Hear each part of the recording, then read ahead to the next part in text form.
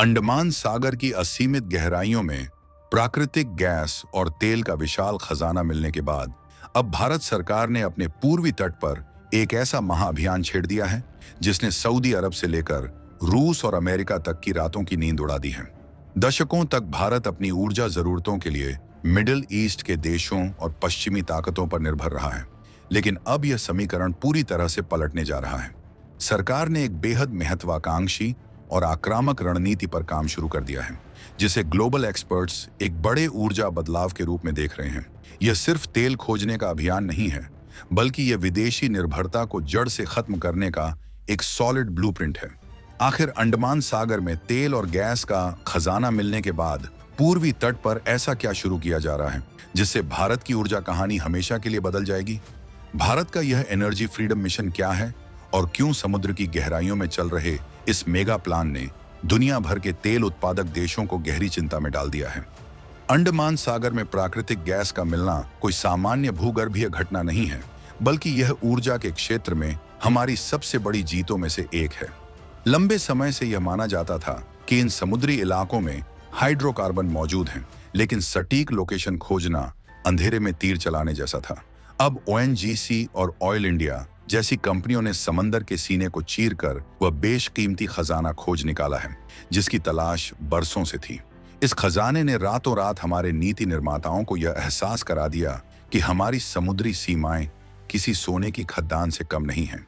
यहीं से एक ऐसे महाअभियान का जन्म हुआ जिसकी गूंज आज 7 समंदर पार तक सुनाई दे रही है। यह सफलता केवल एक शुरुआत है, क्योंकि इसके पीछे जो रणनीति तैयार की गई है वह आने वाले दशकों तक देश की किस्मत लिखने वाली है। इस पूरे अभियान को एनर्जी फ्रीडम मिशन का नाम दिया गया है, जिसका सीधा और स्पष्ट लक्ष्य ऊर्जा आयात को जड़ से खत्म करना है।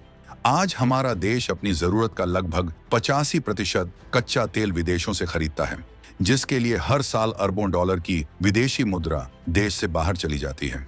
यह रकम इतनी बड़ी है कि इससे हर साल कई नए शहर और अत्याधुनिक इंफ्रास्ट्रक्चर खड़े किए जा सकते हैं। इस आर्थिक रिसाव को हमेशा के लिए बंद करने की कसम खा ली गई है। इस मिशन के तहत अब समंदर की उन गहराइयों में ड्रिलिंग शिप्स उतारे जा रहे हैं जहां इंसान की पहुंच पहले असंभव मानी जाती थी। जब हम अपनी गाढ़ी कमाई का इतना बड़ा हिस्सा सिर्फ ईंधन खरीदने में लगा देते हैं, तो शिक्षा, स्वास्थ्य और रक्षा जैसे क्षेत्रों का बजट प्रभावित होता है। इसलिए यह मिशन सिर्फ तेल निकालने का नहीं, बल्कि देश के खजाने को सुरक्षित करने का सबसे बड़ा ऑपरेशन बन चुका है। इस असंभव काम को मुमकिन बनाने के लिए एडवांस्ड सिस्मिक इमेजिंग टेक्नोलॉजी का बड़े पैमाने पर इस्तेमाल किया जा रहा है। आप इसे आसान भाषा में समुद्र की तलहटी का एक हाईटेक अल्ट्रासाउंड समझ सकते हैं। इस तकनीक में पानी के नीचे बेहद शक्तिशाली साउंड वेव्स भेजी जाती हैं, जो चट्टानों से टकराकर वापस लौटती हैं। इन तरंगों के डेटा को सुपर कंप्यूटर में डालकर 3D मैप तैयार किया जाता है, जिससे एकदम सटीक पता चल जाता है कि तेल और गैस की बूंदें कहां छिपी हैं। इस अचूक तकनीक ने खोज के तरीके को पूरी तरह से हाईटेक बना दिया है, जिससे अब असफलता की गुंजाइश लगभग खत्म हो गई है। पहले जहां एक कुआं खोदने में महीनों लगते थे और करोड़ों का नुकसान होता था, वहीं अब आर्टिफिशियल इंटेलिजेंस और इन सुपर कंप्यूटर्स की मदद से बिना एक भी रुपया बर्बाद किए सटीक जगह पर ड्रिलिंग की जा रही है। दशकों पहले भी सरकारों ने इन इलाकों में खोज की कोशिश की थी, लेकिन पुरानी तकनीक और कमजोर इच्छा शक्ति के कारण वे खाली हाथ लौट आए। समंदर के नीचे का भारी दबाव और भयानक समुद्री तूफान किसी भी साधारण मशीन को पल भर में नष्ट कर सकते हैं, लेकिन आज हमारे पास दुनिया के सबसे बेहतरीन डीप वाटर रिग्स और एक्सप्लोरेशन जहाज मौजूद हैं, जो किसी भी मौसम में डटकर खड़े रह सकते हैं। सरकार ने इस काम के लिए ग्लोबल टेंडर निकालकर दुनिया की सबसे तेज और आधुनिक कंपनियों को भी इस मिशन में शामिल कर लिया है। यही वह मास्टर स्ट्रोक था जिसने पूरी बाजी पलट दी और खोज की रफ्तार को 10 गुना बढ़ा दिया। इन विदेशी कंपनियों के पास गहरे समंदर में काम करने का दशकों का अनुभव है, और जब यह अनुभव हमारे देश की मजबूत राजनीतिक इच्छा शक्ति के साथ मिला, तो समंदर के भीतर छिपे खजाने बाहर आने लगे। अंडमान के बाद सबसे बड़ा फोकस पूर्वी तट के महानदी बेसिन पर शिफ्ट कर दिया गया है। ओडिशा के तट से लगा यह समुद्री इलाका भौगोलिक रूप से बिल्कुल वैसा ही है जहां दुनिया के सबसे बड़े गैस भंडार पाए जाते हैं। विशेषज्ञों का मानना है कि महानदी बेसिन के नीचे कई 100 मीटर मोटी तलछट जमा है, जिसके अंदर मीथेन और प्राकृतिक गैस का अथाह समंदर दबा है। यहाँ पर सर्वे का काम युद्ध स्तर पर चल रहा है और शुरुआती आंकड़े बेहद उत्साहजनक रहे हैं। अगर महानदी बेसिन अपनी क्षमता के अनुसार गैस उगलना शुरू कर दे तो पूर्वी भारत के उद्योगों की तस्वीर पूरी तरह बदल जाएगी।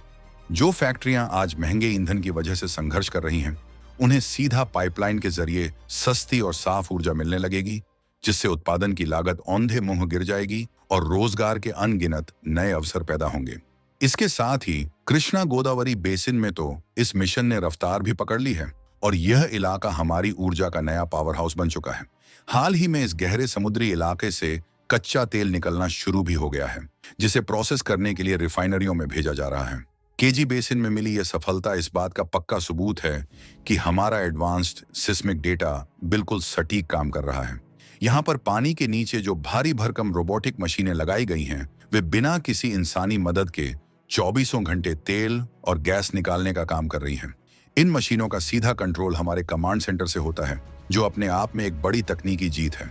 समंदर की 3000 मीटर की गहराई में जहां सूरज की रोशनी भी नहीं पहुंच पाती, वहां हमारे ये हाईटेक रोबोट्स देश की अर्थव्यवस्था का पहिया घुमा रहे हैं। महानदी और कृष्णा गोदावरी के बाद बंगाल पूर्णिया बेसिन और दक्षिण में कावेरी बेसिन की तरफ भी बड़े सर्वे जहाजों का रुख कर दिया गया है। इन इलाकों में लाखों वर्ग किलोमीटर के दायरे में एक एक इंच समंदर का नक्शा तैयार किया जा रहा है। सरकार ने स्पष्ट निर्देश दिए हैं कि कोई भी ऐसा ब्लॉक छूटना नहीं चाहिए जहां जरा सी भी हाइड्रोकार्बन मिलने की संभावना हो। कावेरी बेसिन में भी जो सिस्मिक डेटा प्राप्त हुआ है, वह इस बात की गवाही दे रहा है कि वहां तेल की मोटी परतें मौजूद हैं। अब उन परतों तक पहुंचने के लिए भारी भरकम ड्रिलिंग का काम जल्द ही शुरू होने की तैयारी हो रही है। सोचिए, जब बंगाल की खाड़ी से लेकर हिंद महासागर तक फैले इन सभी बेसिन से एक साथ उत्पादन शुरू होगा, तो देश में ऊर्जा का कितना बड़ा सैलाब आएगा। इन सारे अभियानों के पीछे एक बहुत बड़ी रणनीतिक सोच काम कर रही है, जिसे ग्लोबल जियोपॉलिटिक्स से जोड़कर देखना जरूरी है। जब रूस और यूक्रेन के बीच भीषण युद्ध शुरू हुआ, तो पूरी दुनिया में कच्चे तेल और गैस की सप्लाई चेन बुरी तरह टूट गई। रातों रात ग्लोबल मार्केट में ऊर्जा की कीमतें आसमान छूने लगीं, जिसका सीधा असर आम भारतीय की जेब पर पड़ने का खतरा पैदा हो गया। तब भारत ने कूटनीति के दम पर सस्ता तेल जरूर खरीदा, लेकिन सरकार समझ गई थी कि हमेशा दूसरों पर निर्भर रहना खतरे से खाली नहीं है। किसी भी विदेशी युद्ध की कीमत हमारे देश का आम नागरिक पेट्रोल पंप पर क्यों चुकाए? ये वह सवाल था जिसने नीति निर्माताओं को झकझोर कर रख दिया और उन्हें यह एहसास दिलाया कि जब तक हम ऊर्जा के मामले में आत्मनिर्भर नहीं होंगे, तब तक हमारी अर्थव्यवस्था रिमोट कंट्रोल से विदेशी ताकतों द्वारा ही चलाई जाती रहेगी। यही स्थिति मिडिल ईस्ट की भी है, जहां अक्सर तनाव और टकराव का माहौल बना रहता है। जब भी लाल सागर में कोई व्यापारिक जहाज रुकता है या स्वेज नहर में ट्रैफिक फंसता है, तो उसका सीधा असर कच्चे तेल की कीमतों पर पड़ता है। इन विदेशी देशों के झगड़ों के कारण हमारी अर्थव्यवस्था को जो हिचकोले खाने पड़ते हैं, उसे हमेशा के लिए रोकने का एक ही उपाय है। वह उपाय है अपनी धरती और अपने समंदर से अपनी जरूरत का ईंधन खुद पैदा करना। इसी विचार ने ऊर्जा क्षेत्र के इस सबसे बड़े और आक्रामक मिशन को जन्म दिया है, जो अब रुकने वाला नहीं है। हमारी नौसेना भी अब इन समुद्री ऊर्जा क्षेत्रों की सुरक्षा के लिए विशेष तैनाती कर रही है, क्योंकि यह सिर्फ तेल के कुएं नहीं हैं, बल्कि यह हमारी राष्ट्रीय सुरक्षा की सबसे अहम धरोहर बन चुके हैं। हमारे इस अभियान की भनक लगते ही उन तेल उत्पादक देशों में भारी बेचैनी छा गई है, जो हमें अपना सबसे बड़ा और परमानेंट ग्राहक मानते थे। भारत दुनिया का तीसरा सबसे बड़ा ऊर्जा उपभोक्ता है, और अगर यह देश अपना तेल खुद निकालने लगेगा, तो इन देशों की अर्थव्यवस्थाओं को भारी झटका लगेगा। उनका अरबों डॉलर का फिक्स मुनाफा हमेशा के लिए खत्म हो जाएगा, जिससे उनका ग्लोबल दबदबा भी टूटने लगेगा। यही कारण है कि दुनिया भर की नजरें अब हमारे पूर्वी तट पर चल रहे इन डीप सी ऑपरेशंस पर टिक गई हैं। वे जानते हैं कि एक बार यह मिशन पूरी तरह कामयाब हो गया, तो उनका सबसे बड़ा हथियार बेकार हो जाएगा। ओपेक देशों की बैठकों में अब खुलेआम भारत के इस एनर्जी मिशन की चर्चा होने लगी है, क्योंकि उन्हें डर है कि अगर भारत कामयाब हो गया, तो दुनिया के बाकी विकासशील देश भी इसी मॉडल को अपना लेंगे। अब बात करते हैं कि इस पूरे मिशन का सीधा फायदा देश के आम नागरिक को कैसे और कब मिलेगा। जब हमारा अपना घरेलू उत्पादन बढ़ेगा, तो अंतर्राष्ट्रीय बाजार में कच्चे तेल की कीमतें बढ़ने पर भी हमारे यहाँ पेट्रोल और डीजल के दाम स्थिर रहेंगे। हमें विदेशी मुद्रा में भारी भरकम पेमेंट नहीं करना पड़ेगा, जिससे हमारा रुपया डॉलर के मुकाबले काफी मजबूत होगा। इसका सीधा असर महंगाई पर पड़ेगा, ट्रांसपोर्टेशन कॉस्ट कम होगी और रोजमर्रा की चीजें सस्ती होने लगेंगी। एलपीजी गैस सिलेंडर के दाम भी ग्लोबल मार्केट के उतार चढ़ाव से मुक्त हो जाएंगे, जो हर घर के लिए एक बहुत बड़ी राहत की खबर है। जब किसान के ट्रैक्टर का डीजल और आम आदमी के स्कूटर का पेट्रोल सस्ता होगा, तभी देश की अर्थव्यवस्था असली मायनों में निचले स्तर तक मजबूत हो सकेगी। समुद्र के अलावा जमीन पर भी ऊर्जा की खोज का काम इस समय अपने चरम पर पहुंच चुका है। राजस्थान के रेगिस्तान से लेकर गुजरात के तटीय इलाकों तक अत्याधुनिक मशीनों के जरिए धरती के भीतर का एक्सरे किया जा रहा है। राजस्थान के बाड़मेर और जैसलमेर बेसिन में तो पहले से ही अच्छी मात्रा में तेल निकल रहा है, लेकिन अब सर्वे का दायरा और बढ़ा दिया गया है। असम और पूर्वोत्तर के राज्यों में भी घने जंगलों और दुर्गम पहाड़ियों के बीच नई तकनीक से खोज जारी है। मकसद साफ है, देश के किसी भी कोने में अगर तेल और गैस का एक भी कतरा मौजूद है तो उसे देश के विकास में लगाना है। यह एक टू प्रोंग अप्रोच है, यानी समंदर और जमीन दोनों तरफ से ऊर्जा की खोज पर एक साथ धावा बोला गया है, ताकि सफलता की गारंटी को 100% तक सुनिश्चित किया जा सके। हालांकि हम तेजी से ग्रीन एनर्जी और इलेक्ट्रिक गाड़ियों की तरफ भी बढ़ रहे हैं, लेकिन कच्चे तेल और गैस की जरूरत रातों रात खत्म नहीं हो सकती। आने वाले कई दशकों तक हमारे उद्योगों, ट्रकों और विमानों को चलाने के लिए भारी मात्रा में पारंपरिक ईंधन की जरूरत पड़ेगी। ऐसे में प्राकृतिक गैस एक बहुत ही शानदार ट्रांजिशन फ्यूल का काम करती है, जो कोयले और तेल के मुकाबले काफी कम प्रदूषण फैलाती है। अंडमान और पूर्वी तट से मिलने वाली भारी मात्रा में प्राकृतिक गैस हमारे उद्योगों को साफ और सस्ती ऊर्जा प्रदान करेगी। इससे हम पर्यावरण की रक्षा करते हुए भी अपनी आर्थिक तरक्की की रफ्तार को बनाए रख सकेंगे। गैस आधारित अर्थव्यवस्था की तरफ यह बदलाव देश के कार्बन फुटप्रिंट को कम करने में एक बहुत बड़ा मील का पत्थर साबित होने जा रहा है। एक और अहम बात यह है कि इस मिशन से हमारे रणनीतिक तेल भंडार भी हमेशा भरे रहेंगे। किसी भी अंतर्राष्ट्रीय आपातकाल या युद्ध की स्थिति में जब दुनिया भर से सप्लाई कट हो जाती है, तब यह घरेलू उत्पादन देश की जीवन रेखा बन जाएगा। हमारी सेनाओं के टैंक, फाइटर जेट्स और युद्धपोत बिना किसी रुकावट के देश की सीमाओं की रक्षा कर सकेंगे। ऊर्जा सुरक्षा ही असली राष्ट्रीय सुरक्षा है और सरकार का यह मिशन इसी सिद्धांत पर पूरी तरह से केंद्रित है। यही वह ताकत है जो हमें सही मायनों में एक आत्मनिर्भर और शक्तिशाली राष्ट्र बनाएगी। किसी भी महाशक्ति के लिए यह सबसे जरूरी शर्त है कि वह अपनी बुनियादी जरूरतों के लिए किसी दूसरे देश का मुंह न ताके, और भारत अब इसी दिशा में सबसे तेज गति से आगे बढ़ चुका है।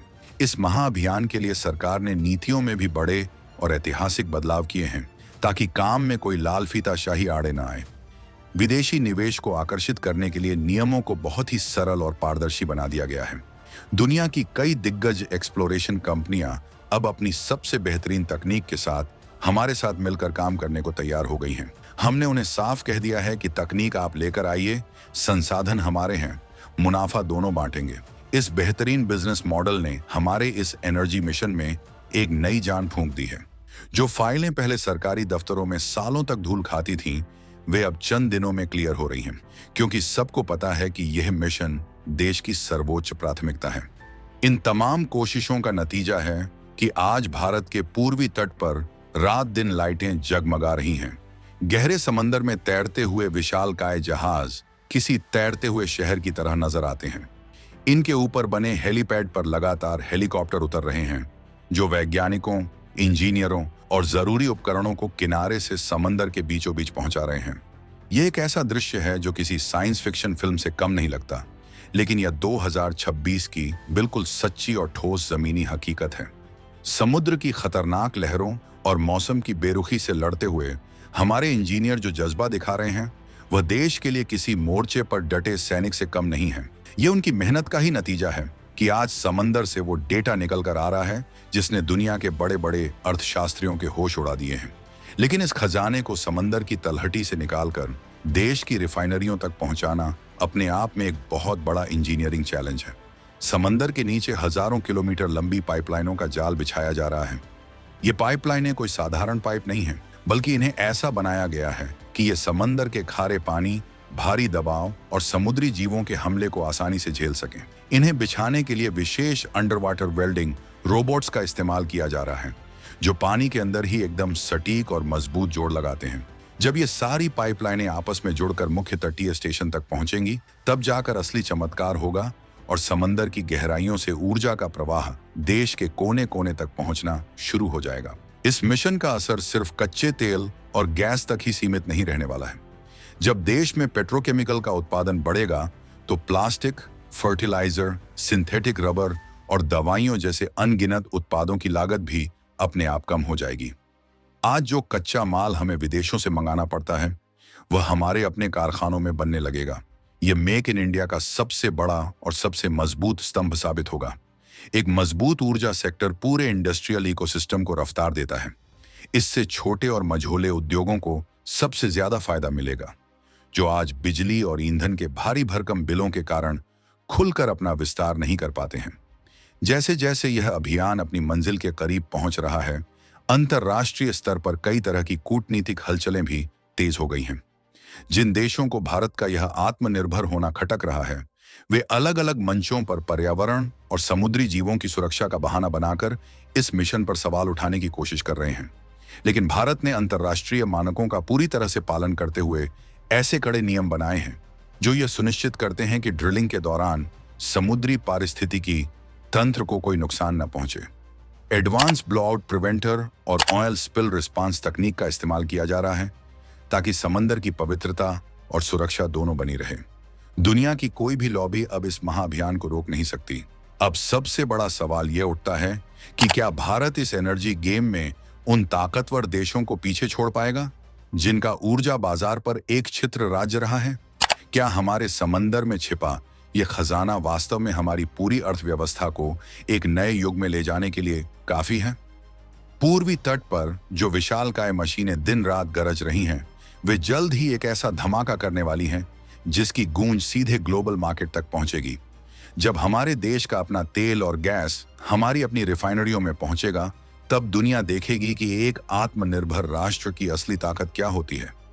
लेकिन क्या विदेशी ताकतें इतनी आसानी से अपनी हार मान लेंगी, या वो कोई नया दांव चलने की तैयारी कर रही हैं? आखिर समंदर के नीचे चल रही इस खामोश जंग का अगला चरण क्या होने वाला है?